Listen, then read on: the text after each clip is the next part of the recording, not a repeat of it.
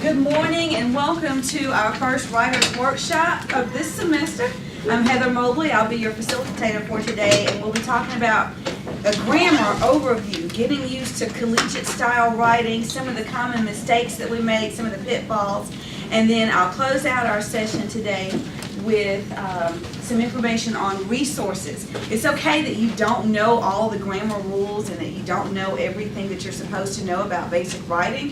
However, it's not okay if you don't know where to go to find the answers. And so, of course, your textbook is a great resource to start with, and then you have your instructors, you have instructor aides, and then you also have everyone here in the Academic Achievement Center, but you have to be able to find some stuff on your own. And Google is just not going to cut it by itself. So I do have a few academic resources online that I'll show you. And so we're going to jump right into our discussion for today. All right, so here we go. Writing for college. Why is it different? Please don't laugh at me with this thing. The most common writing errors that we have for formal and academic papers. Academic writing is going to be a lot different from any other type of writing that you do. You think about the kind of writing or the kind of communication that you have on a daily basis, and none of it is structured or formalized really, but the biggest thing with academic writing, the biggest thing that you start off with is do not write the way you speak. In other words, the same conversational conventions that you have verbally, don't put those in writing. Do not put those in writing, okay? Academic writing is going to be more stylized. It's going to be a higher form of communication. And think about it. When you're writing something down and you're putting it on paper, you expect that it is going to be an official record, right? And anytime you get into any kind of conflict or debate, you always want to know, well, is that in writing anywhere?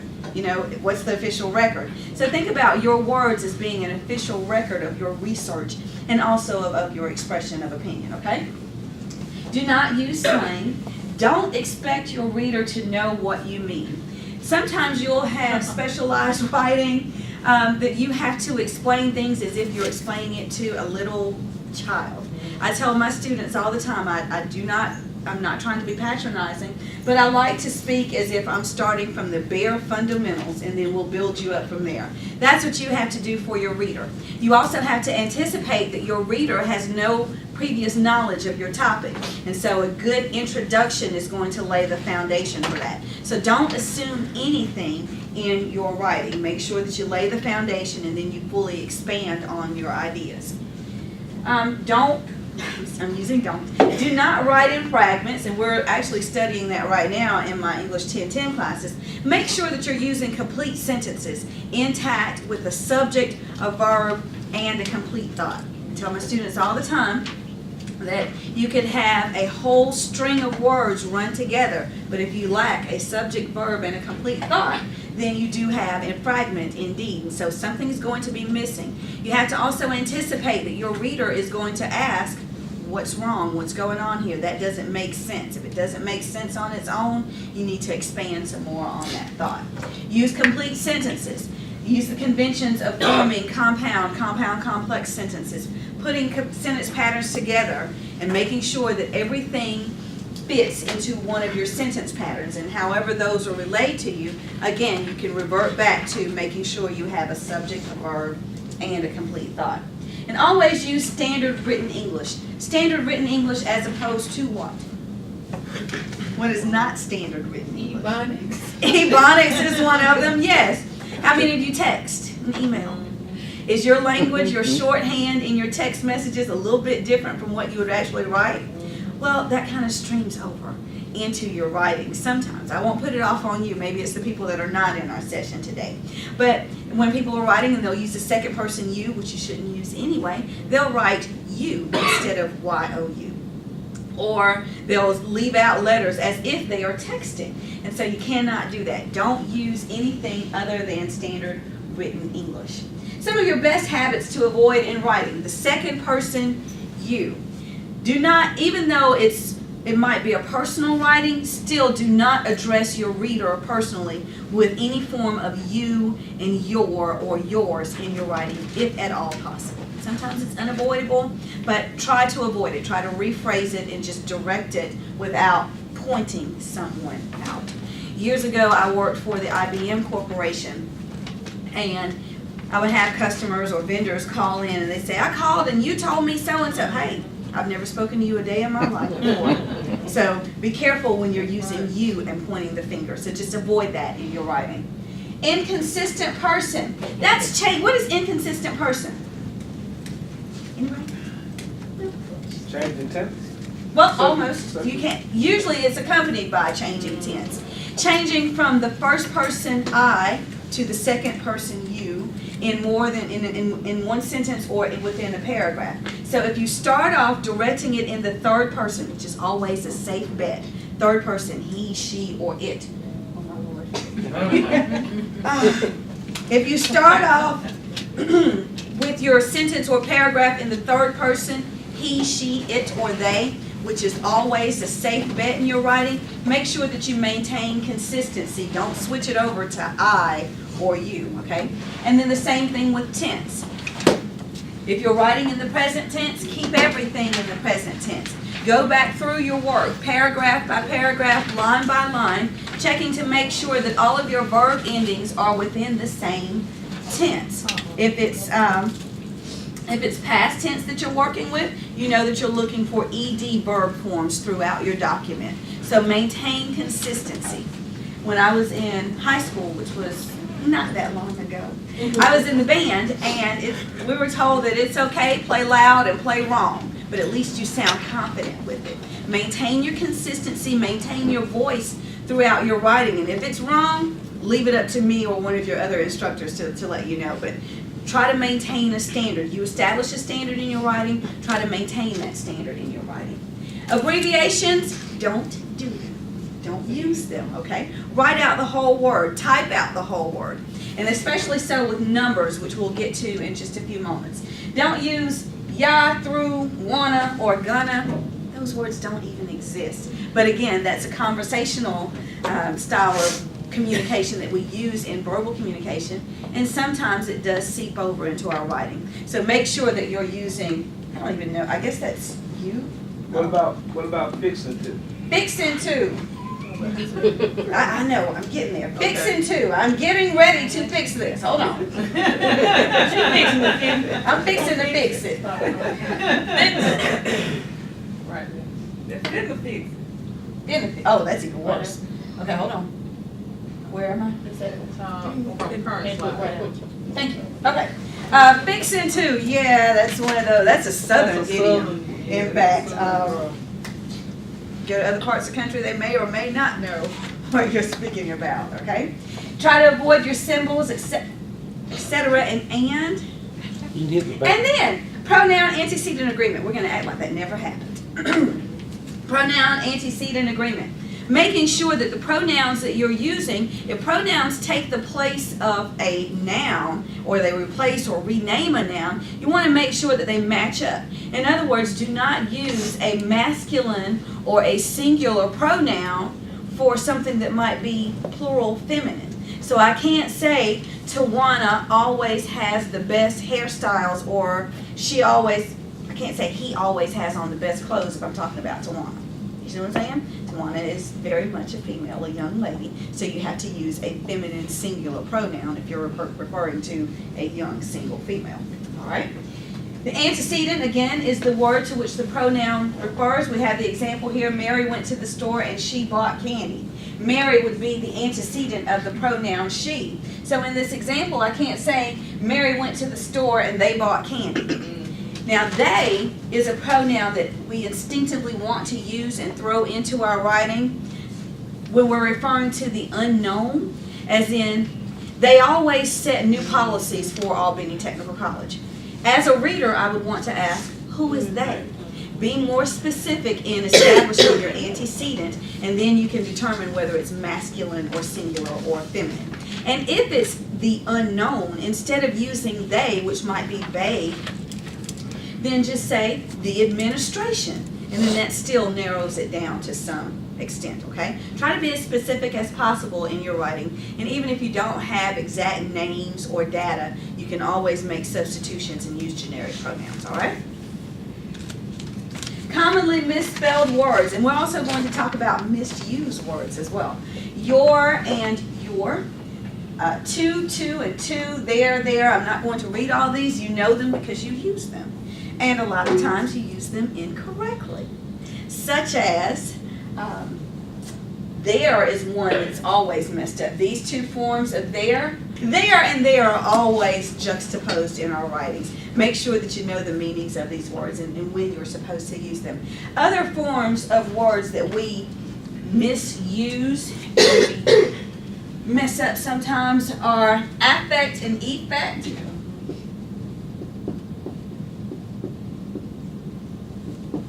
Accept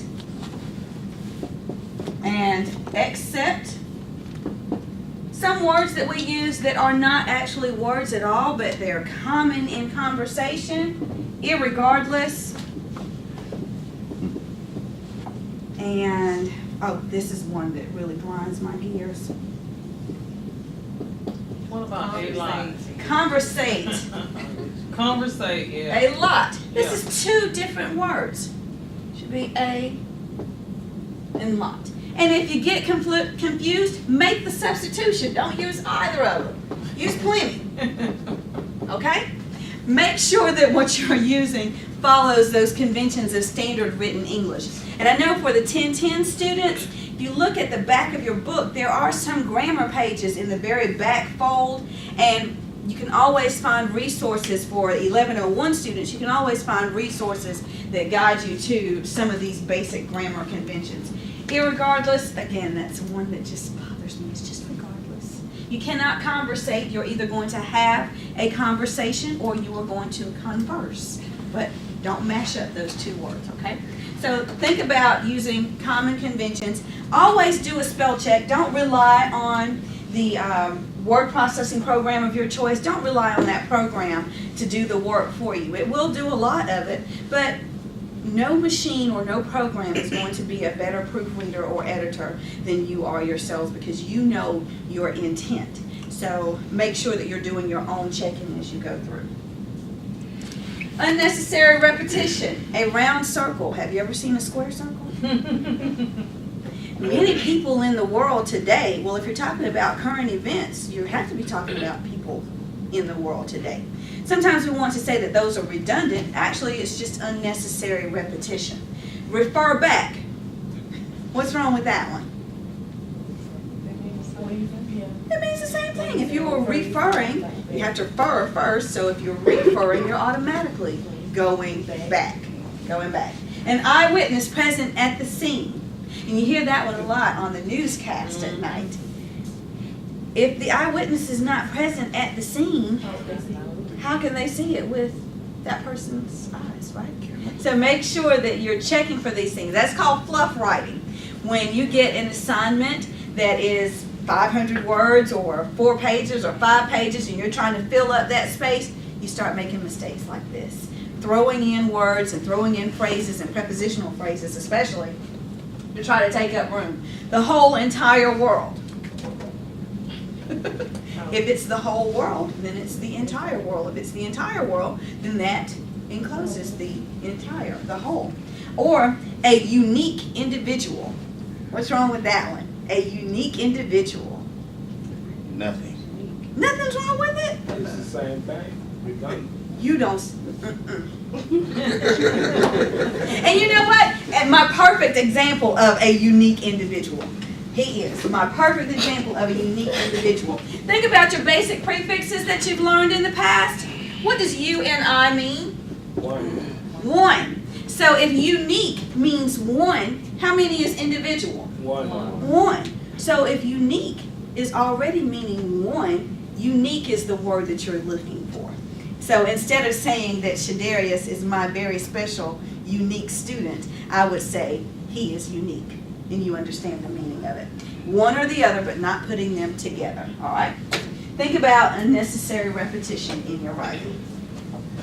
Words and phrases to avoid. A lot is at the very beginning. It's 2 words. It means that very one thing. And so, you use very, thing, you, or I. Avoid beginning sentences with conjunctions. How do you remember your very basic coordinated conjunctions, your CCs? Spam boards. Yes, what are they? Or, and, or. Only one person remembers and we just No, went I over do, this? I was gonna let somebody. Oh, you were going, okay, Yeah. you were delegating, all right, I get it. Avoid contractions. Now that one is a very easy mistake to make because we use them so commonly in our conversation. In this session today, I've been saying, don't do this, don't. In my writing, you have to be very careful to avoid that. There are no such words as their self, his self, all right. You should instead use themselves, himself, and all right. I don't think that that's a very big problem in writing, but it definitely comes up in conversation. He told himself not to do that again. Another one that I don't believe I put on here, and I'm going to just insert it, is the reflexive form of the pronoun myself. Present at the workshop were Miss Cooper, Miss Sampson, and myself. People do that kind of thing. My brother, my sister, and myself went to the fair. That is an improper usage of that pronoun. What myself means when you're using it is that if you are doing something to yourself or causing something to happen to yourself. So, she's here. All right. So, if I were Christian, wave your hand, Christian. Christian is a young man. So I'm speaking as Christian, a young man. I shaved myself this morning. That's something he did in the mirror to himself. Think about reflexive. So do not use the reflexive form of myself if you were not doing something to yourself. All right? Come on, you ladies. We understand y'all. Don't capitalize subjects such as biology, math, science, and history. If you're writing about those things, do not capitalize them. However, if it is a subject that also happens to be a language or a nation of people, such as English or Spanish, then you would capitalize those. But in general topics, using general topics, you would not capitalize those. Use the word finish instead of done. Use the word obtained instead of got. Use the word, I can't think of others. The idea is that you want to use higher forms of words. Use definition words. Use vocabulary words instead of relying on a second or third grade vocabulary. Okay? So I finished my homework instead of I done my homework, which is wrong on so many levels. So many levels. Please don't ever say I done my homework or I seen the papers yesterday. Yes. Make sure that or I synced it. Please don't do those things, okay? Use who when you are referring to people. And instead of I would have, it's I would have done or I would have enjoyed the party. Okay? Parts of speech, and we're almost at the end here. These are the 8 parts of speech that are recognized in the English language. Of these, nouns and pronouns are going to be those ones that are used to make up subjects of sentences. Subjects, establishing a clear subject tells who or what the sentence is about or who or what is going to perform the action in a sentence. Verbs, of course, are your actions. I am not going to go through all of this, but this is just something that I wanted to include. And I think that might be, where can you get help? I have 3 sources that I want to share with you, and if you'd like to write them, I'll go a little bit slower here. One is the English Lab online, sponsored through Purdue University, and we will make these charts available, so don't worry if you can't get all of the writing down. We're going to distribute this information amongst your instructors so you can have this information. But the Purdue Language Lab is one.